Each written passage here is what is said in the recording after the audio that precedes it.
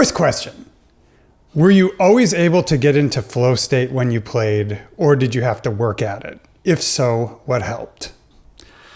Definitely not always able to whatsoever. Flow state was easy with a band because I shared the responsibility with the other guys or girls in the band, and I found it right away. And I can flow if there is no improvisation, if there's no flow. But no, if I was improvising, I was so in my head and there was so much imposter syndrome. So as far as what helped, it was understanding that creativity can be practiced. I thought if I just kept learning specific vocabulary words and specific sentences, one day I could speak, and it never happened. I was 30 years deep into this instrument going, okay, I'm a professional drummer. I've achieved these things that I want to achieve, yet I still can't sit down and flow. And I realized, well, but I've never practiced it. And and I've only been involved in music that didn't have improvisational elements. So what I learned was that I had to practice being creative as much as I practiced all the specific vocabulary. That's huge. And that's one that only sort of recently dawned on me too. And it's one of those things where once you see it, you realize like a lot of great players are talking about it. Like you hear Benny Greb talking about it, you hear you. So yeah, that's a huge takeaway for me. Absolutely. And I think it comes down to also what music you grew up playing, because so many of my idols got their flow state from their band time, because their band was jazz related or was in a fusion setting where they improvised every night. So I just didn't have that. I went to band practice and we wrote songs and we played them exactly the same every night because it was rock or funk or pop, Totally. What's a skill you now realize is essential to playing the drums, which wasn't obvious to you when you first started playing? Oh God, that's such a good question. Because it does start off with like what you think is important, which would be hand speed and foot speed, and those things are important. And that's a tricky little path to go down, because it's like, okay, but when pro drummer guy tells me like, "No, man, you just got to feel it," I'm like, okay, cool. So you could feel it when you had no skills? No. So let's not pretend that you don't need skills to improvise or to create or to flow or to play this instrument. So you do have to kind of tick off those boxes in the beginning. So I'm glad that I did all of the fundamentals and everything we would think you need to know as a drummer. But almost back to your first question, once I had all those things, I still wasn't a musician. I was just somebody that could, copy and paste. So I think the big skill, just to go big picture, would probably be ears. I rarely listened to anything around me. I was so focused on what I was doing. I wasn't focused on how it related to anything. And that doesn't even mean just in a band setting, like listen to the bass player or groove with the rhythm section, even just the room. Like look around and be like, okay, this is a 10 foot by 10 foot room and there's 3 people here. Maybe I don't want them to plug their ears as soon as I hit a snare drum. And so I didn't even listen to the instrument itself. And now that I've, been teaching for so long and teach camps and stuff, there are times where I notice like, wait, are you not listening? Like your cross stick sounds really bad, but you just keep doing it. Where my ear now would tell me, oh, you're in the wrong spot. You're going to have to move that stick forward or backwards, but their ear isn't turned on yet. And I'm happy now that my ear tells me that's not the sweet spot of that 12-inch rack tom. You're going to have to move over half an inch to the left. Or maybe, you flat spotted the ride and you just know like, I just ruined the take, even though I didn't miss a single note. The sound of that note is horrible. And now we just have to do it again. So yeah. Ears, listening. That's a huge one. I remember when I realized that lockup with a band wasn't going to happen automatically. And it's strange to think about because for some reason I just had this, I was taking it on faith that if I just knew how to play the sequence of events of a groove, then we'd turn the mics on and the recording would turn out okay. And it was maybe like 2004, 2005, after I'd been to music school, when I was like, hang on, wait, no, I actively need to listen with my ears above the kit and try to nest what I'm doing inside what everyone else is doing. So true. I mean, I think that's the final skill of the fundamentals, is when you can have a fifth limb, which would be the producer. Once you can rise out of your body, look down on the whole situation and produce the moment, that's when you've kind of, it's like, okay, now the real journey begins. Now we're somewhere where I can craft what I'm doing rather than just especially growing up in jazz band and school music programs, I was so used to charts. Like, well, just give me the chart and I'll do it. Like, I'll just sight read the whole thing. And then the worst thing is like where there's a 16 bar, little symbol that says drum solo. And I'm like, oh, we're good, dude. Why don't you just write it out? So all of a sudden I'm playing like this big band swing tune, and then you get 16 bars of a Wilcoxon solo out of a snare book that I memorized because I don't know how to create. So being able to produce the moment, control the drumming, I think that's such a massive skill. Yeah, good segue when you talked about teaching. What do you love most about teaching? Man, it's so, I hate to say it, but it's got to be egotistical, because what I love most about it is standing in front of a locked door with a student and knowing that I have the key, but I'm not allowed to give them the key. I have to find a way for them to unlock the door themselves. And that process, and then just being there for that moment where they're like, oh my God, I did it. I'm like, yeah. And so I think that I just love that moment so much. And I love what teaching turns into. It always starts off as drum lessons and ends up becoming therapy and life lessons. And, there's so many things I've gone through in my past that I'm just so happy I went through them, because I know I'll be able to pass those things on. One of my students will go through the same thing and won't know the difference between a lawyer and an entertainment lawyer, or a brand deal and a marketing deal and a merch deal. And what's publishing? Like, I love having all of that in my past, whether it was good for me or bad for me, but just so it's like when you come across that bridge, I can help you navigate it a little bit. That's huge. Yeah. When I first started doing live coaching with students, I thought most of our conversations were going to be about paradiddles, right. And 90% of it has ended up being about mindset, imposter syndrome, comparing yourself to others. Yeah. What do I do with this negative voice in my head in the practice room, et cetera? Well, one thing that I think doesn't get talked about very much in our world is how lonely our instrument is. Because even if you were practicing guitar in the house, everyone in the house would recognize the thing you were working on and run in and be like, oh, is that a Foo Fighters song? Is that Green Day? Where with us, they'd be like, it's really loud. If you could just shut up, And if I am playing Green Day, am I? Or am I playing Foo Fighters? You don't know. So it's like, it's such a lonely instrument. And then during that time of loneliness, while we're trying to get better at our craft, we're just literally having conversations in our own heads about all of that stuff you talked about, and just like trying to shake off the imposter syndrome. And I can't imagine social media made it any better for anyone. So then you're just comparing yourself constantly to all these images flooding your brain. It's a tough one to navigate. Following on from that, if somebody graduated from music school in 1999, then fell asleep for 24 years, what are the biggest things that have changed when it comes to playing the instrument and making a living from the instrument?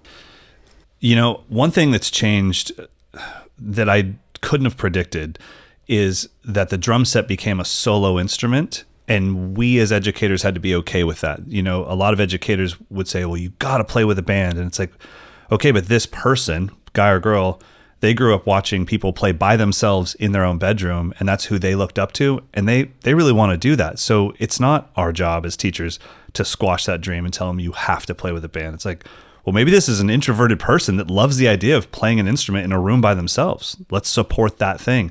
But that was the first time that, even talking to my companies that I'm endorsed by, like, I talked to them about, this drummer's dream isn't to be in a band. It's not to tour. This drummer's dream is to be really good by themselves in a room. And so that's a new segment of the market that has never existed in the history of music. It's always been play an instrument so you can communicate with other human beings. And now there's a part of it that is kind of a solo thing. So that's something that I think, if I told a drummer in 1999, some of the greatest drummers in the world won't be on any albums. You'll never get to see them play live. They will just be in their room. That drummer will be like, you're out of your mind. They're going to be on the cover of magazines. And I'd be like, oh yeah, those are gone too. They're like, what? They'll be on the cover of Drumeo if they're lucky. Right? Sure. Is there room for every good drummer to be a one-person brand? Oh, absolutely. Yeah. That's 100%. reassuring. Yeah, absolutely. God, look at me. I'm like the most average normal drummer in the world. So it's like, well, then what sets me apart? If everyone everyone under the age of 10 that I scroll through on Instagram can play things that I'll never be able to play. So it's like, well, then it's just the personality, and everyone has their own personality. And the thing is, your personality doesn't have to be good or bad or anything. It just has to be you. I was watching a bunch of your content this week, just kind of getting ready for this. And I was thinking of how many people I've met that remind me of you, and how those people must look at your videos and identify immediately and go, that's my guy. That guy's going to get me. And that's what is out there, is for every one of you, there's probably another couple thousand that would identify with you. So even if you're quiet and humble and a little shy and not great at speaking on camera, you're probably then talking to an audience of people that is humble and shy and not great at speaking on camera, and they identify with you. So there's always room for anyone, as long as they're not chasing. When I see somebody chasing, I check them off my list right away. It's like, I'll check back in a couple years, but at the moment you're just regurgitating what you think would be successful. But as soon as somebody has a voice, I never question whether they're good or bad. I'm like, oh, that's original. Never seen anybody do that before. That's a cool way to tackle this thing that we all have access to, but I've never seen anybody do it like that. And then that elevates them in my mind to like, okay, that's a cat right there. Interesting.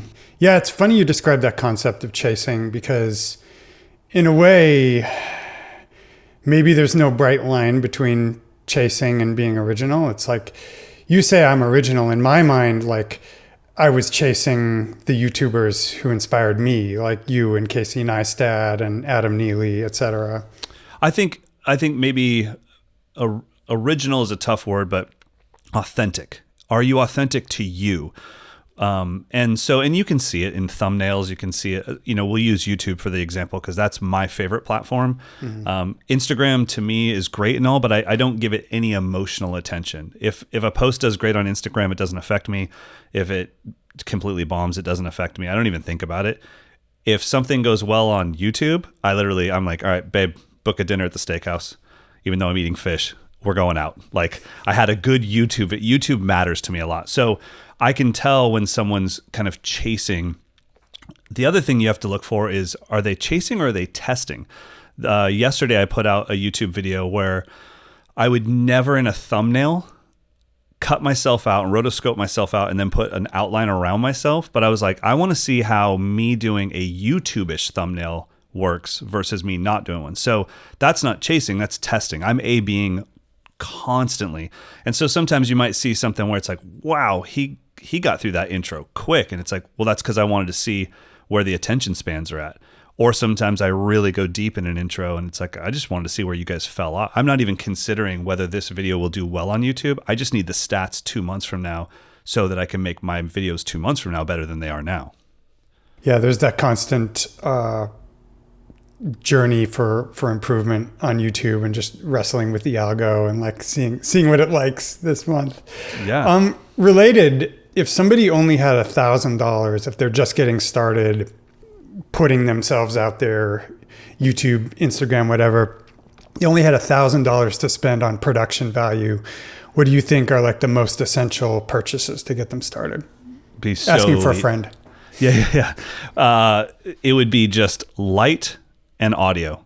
No one cares about video quality. No one can tell the difference on YouTube, especially if they're watching on mobile, between your phone versus Sony FX3 versus a Red camera. So those things aren't going to help anything, but great light.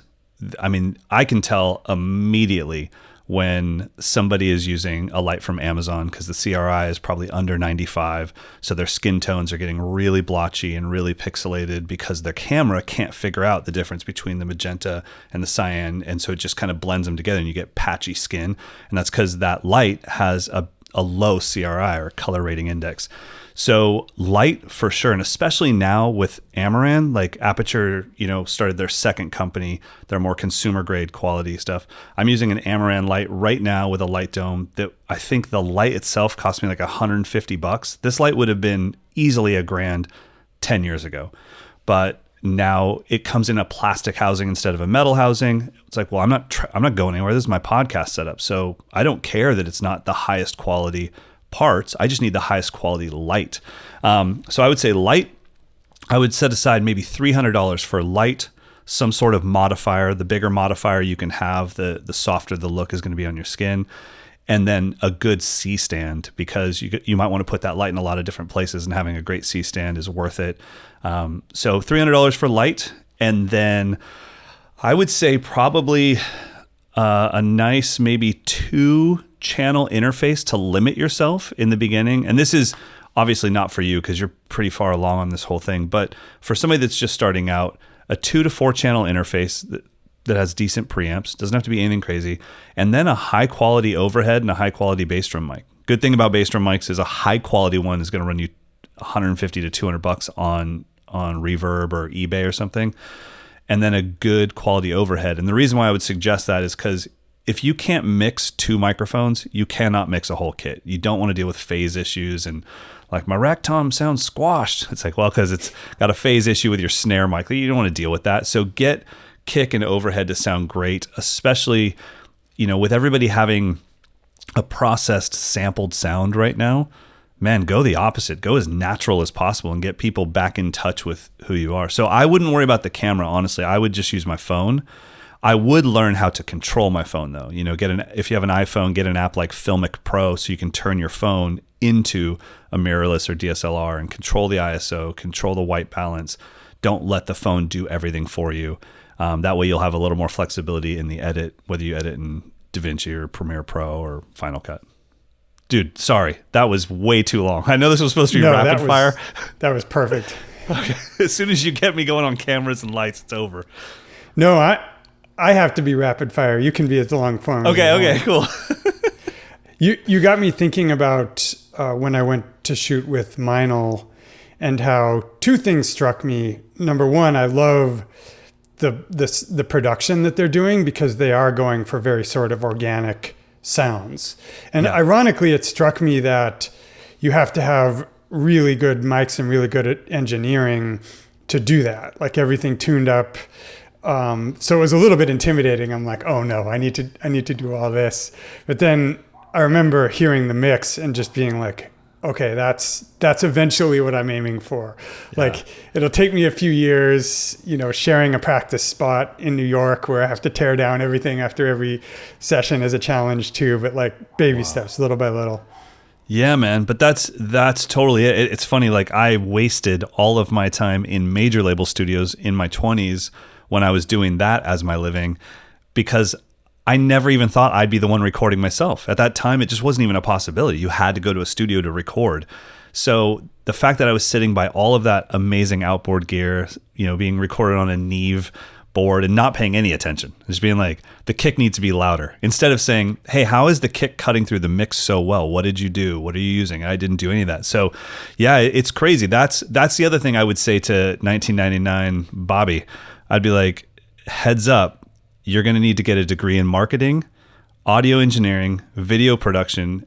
You need to be a lighting director. Like, you're going to have to be an entire production department and marketing department from what you now know as like a record label. You have to do all that by yourself. And I mean, that's, there's no employees here. Mike'sLessons.com is me, and my wife's at home doing the emails.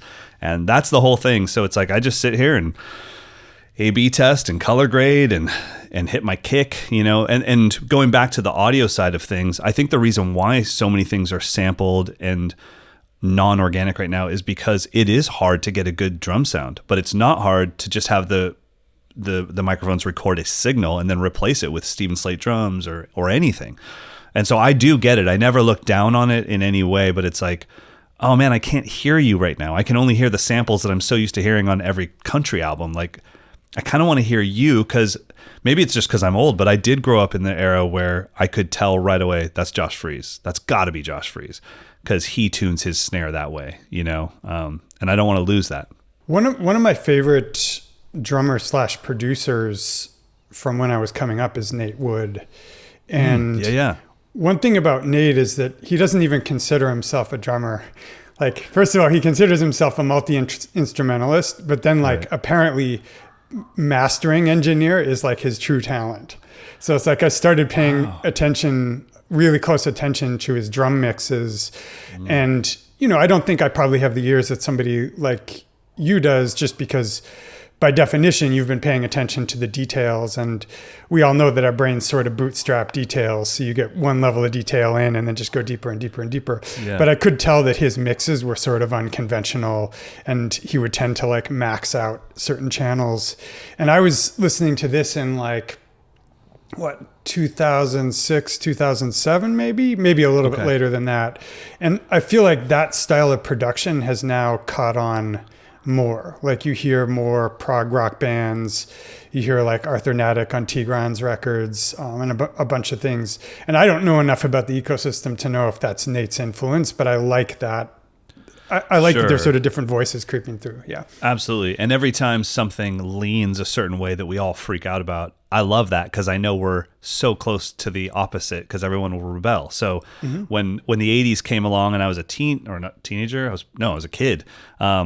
When I was a kid playing drums and the 80s came along and everyone's like, I guess the drummer's dead, we've got drum machines. I was like, okay. And I freaked out because I wasn't smart enough to know anything. And then all of a sudden the opposite happened and everyone wanted real drums, and grunge happened in the 90s. And it's like, okay, cool.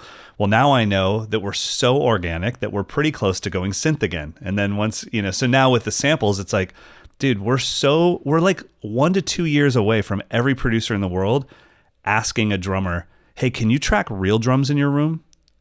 Because it's all been overdone. So we always lean too far one way. So if we're in the world where everyone is kind of triggering and sampling their drums for the most part, then it's like, well, then we're not that far away from everyone just being like, I want like a Mumford and Sons kind of sound. Can you do that? And it's like, yeah, let me get out my 24 by 12 oak bass drum and put towels on everything. And so I think investing time in your own recording process, your own video production, it's so beneficial, because you never know where it's going to lead. Yeah, and especially with all the AI stuff, like I think having an original voice in a video medium is one of the most robust things to AI disruption, isn't it? 100%. At least for now. When I was watching your stuff, because I've seen your stuff for years, but I've never like done a deep dive on like, okay, well, we've never met in person. So I'm like, who am I about to speak with? One thing that I never thought of was your video production. I just don't think like that. I'm just looking at a screen like, can I connect with this cat? Why is this person doing this? Why, I'm looking at the videos in succession. Like, what was the thought process leading from this video to this video? How far out did he plan these things? And if there's an authenticity there, then it's like, well, that beats AI. Like AI will become a great tool for us to springboard things. I love the idea of going to ChatGPT and saying, give me 10 great ideas for drum lessons, knowing that they're referencing content from 2020. It's like, all right. And it's like, cool, those are great. And that's a great list of videos. And now I'm looking at my own stuff like, God, I haven't done a practice pad video in 3 years. I didn't realize that. And it's like, okay, great. But that's it. Then it's done. I don't say, now can you make it for me? It's like, well, now the work starts. But so I think that we'll find a balance with AI to be like, well, help me. I mean, a podcast editor like Autopod, where it just takes a situation like this with 2 separate videos and just cuts it up so that we're going back and forth. Well, thanks. It's a 1 hour podcast. I don't have the time to do that. That's great stuff. So I think we're going to get some amazing tools from it, but we also just can't be lazy with it and be like, well, I don't want to do the creative work, so let me see if AI can fix that. Once we do that, then it's just going to show. It's like, I can just tell you took the easy way out. Exactly. Yeah. I have a couple off the drum topic ones. This one's for business nerds. How important is hustle versus work-life balance? Where do you fall on the spectrum between the hustle bros like Alex Hormozy and Gary Vee and the work-life balance thing? I'm definitely the opposite of Gary Vee. Every time I talk business with somebody, I end up telling them something that I'm pretty sure I invented, and then they give me like an acronym for it. They're like, yeah, that's like literally day one of business school. I'm like, really? So if I put in all this effort, but then I get more out of it, they're like, yeah, that's called ROI. It's just return on investment. I'm like, no. And I'm positive that I invented all this stuff. So I don't know much about anything other than, I would say the only business thing that I know is A/B testing. I just constantly am A/B testing, not success, because if you measure success off of income or views, you're in for a depressing couple of decades. I just measure success on like how I felt. How did I feel? Like, okay, did I feel like I sold my soul on that video because I was needing views and I needed to have the vanity metrics kind of pump me up? Then like, all right, then that's a failure. It doesn't matter whether it's 100,000 views or 1 million views. If that's what happened, then it's a failure. If I feel like, dude, that made an impact, like cats are practicing right now, then it's a win. So I'm kind of always A/Bing that. The work-life balance is very simple for me. You know, my wife is the admin side of Mike'sLessons.com. So she's basically handling all of the emails. She's handling all of the camp reservations, and you know, because we usually have 10 camps per year with 8 campers each. So we have 80 people flying in from all different countries. She's handling all of that stuff. And then we have a little bit of a chat throughout the day about anything she can answer. Like, hey, I got these 10 emails that were very gear specific. Like I have $500 to spend on a snare. So those will get forwarded to me. But I just make sure, you know, my studio is about 1.5 miles away from my home. And so I get here usually about 7 a.m., go to the gym like 5, shower at 6:15. I'm here by 7. Then I go back home for lunch or have Amber and the dogs come here for lunch and then work again. And then usually every day at 2:30. I've been filming all day by that time. And I'm sure you've been there, but there's a moment where you just look wrecked on camera. So right around 2 p.m., I look pretty trashed. I'm like, I don't look good on camera anymore. I'm tired. So every day at 2, in my parking lot is access. We're basically on a river in Folsom, California. So there's a river access in my parking lot for paddleboarders, and it is a little dock. So every day I just grab my paddleboard, I get out on the river, and I just reset. And then I get back here by about 2:30, 3 p.m. And then I edit until 5:30. And then I get home by 5:35, 5:40 and make dinner for the wife and spend the rest of the night with the dogs. And once I'm home, there's no drumming. There's no drum talk. There's no practice pad on the coffee table. It's just like, I had my time and now I need to reset. Otherwise, I'm going to burn out. Yeah, same. There's definitely a wall between sort of work time and personal time for me. And yeah, maybe 20 years ago, I would feel like I needed to live and breathe drums 24 hours a day. But I feel like now it's easier to know when I'm hitting that stopping point. Yeah, for sure. And I always call it the tide, but when the tide is in and I'm that obsessed that I want to do like 15-hour days and all I want to do is drum, then that's kind of rare. So I do tell my wife and my close friends, like, hey, we need to take advantage of this because I don't know when it's going to come back again, but I'm amped. So let me just film. Let me create. Let me just do it. Like even yesterday, I basically planned a 3.5-hour drive to go get a new tattoo, but it was the drive that was so important to me because I needed 3.5 hours in my car for my brain to just like no music, no podcasts. And just all of a sudden you start thinking, I'm like, you know, it would be cool. And then I'm literally in my phone voice emailing myself like, send to Mike@Mike'sLessons.com. You need to start a new series called blah, blah, blah. And then I'm sending myself email after email after email. And it's like, I wish I could force that creativity. I wish I could force that flow state, but I can't. So it's like, all right, I guess we'll go take a drive to the coast. I feel like I function similarly. Like there's a certain number of hours of grind time in me per day, but then I need to allow space for that serendipity. And I call it shower ideas.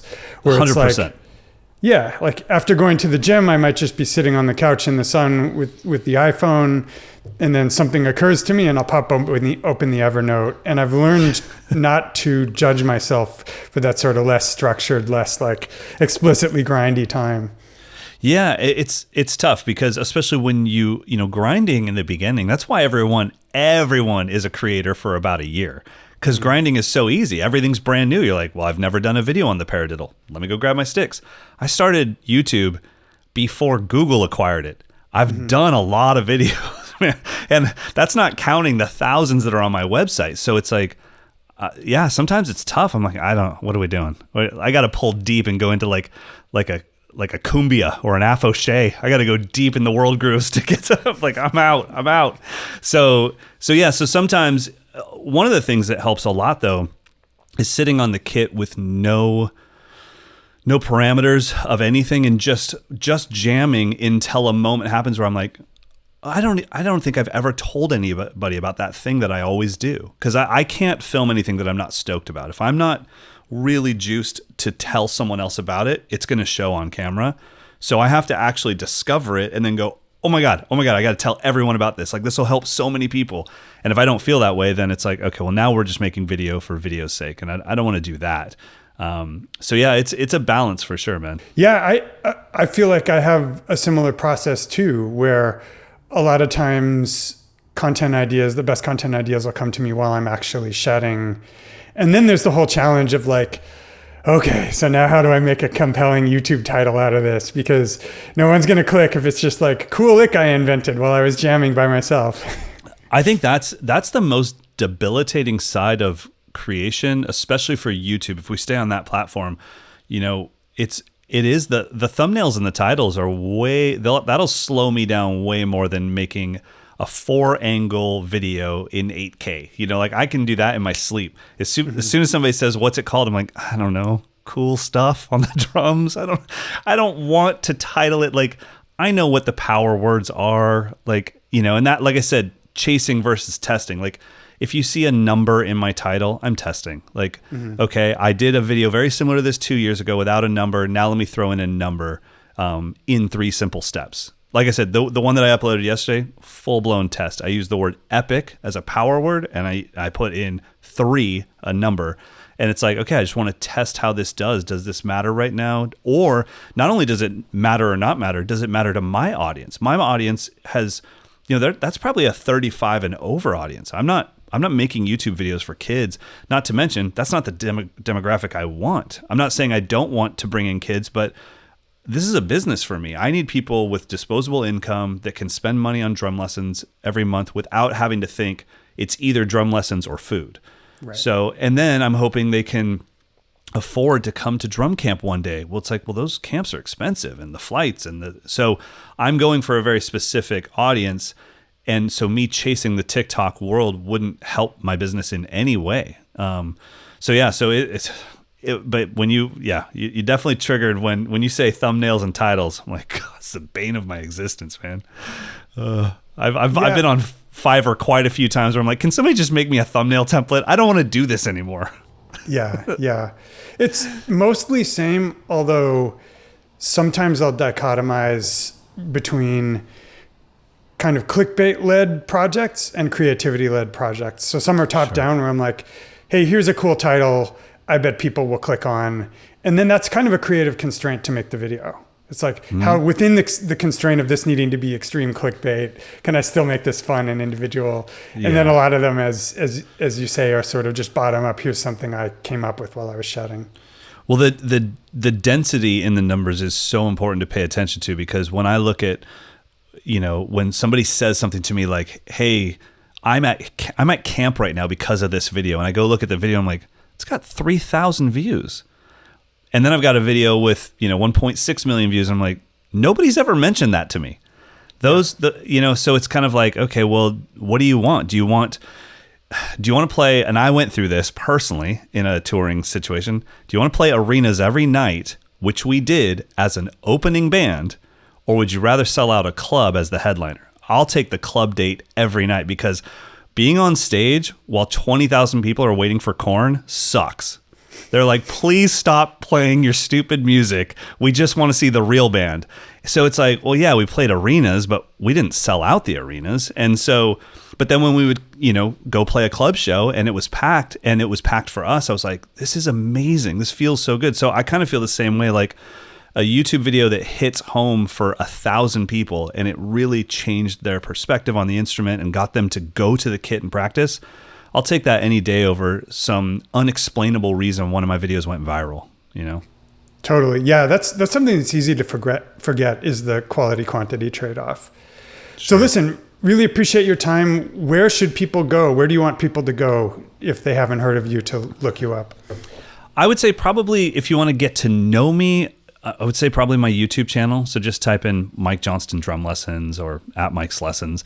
It's at Mike's Lessons on Instagram as well. And then I would say from there, the website is something where I've always been very, I don't know if you feel the same way about your website, but I kind of feel like, please don't come until you're ready. Like, exactly. I take this so seriously that like, I'm not here to like try to juice the numbers. Like, if my tips and tricks on YouTube are enough for you, that's great. That's why I made them. If it's not enough for you, then there is a deeper level. And I don't know how you feel about this, but I think that money is a very important aspect to the accountability and the agreement between the teacher and the student.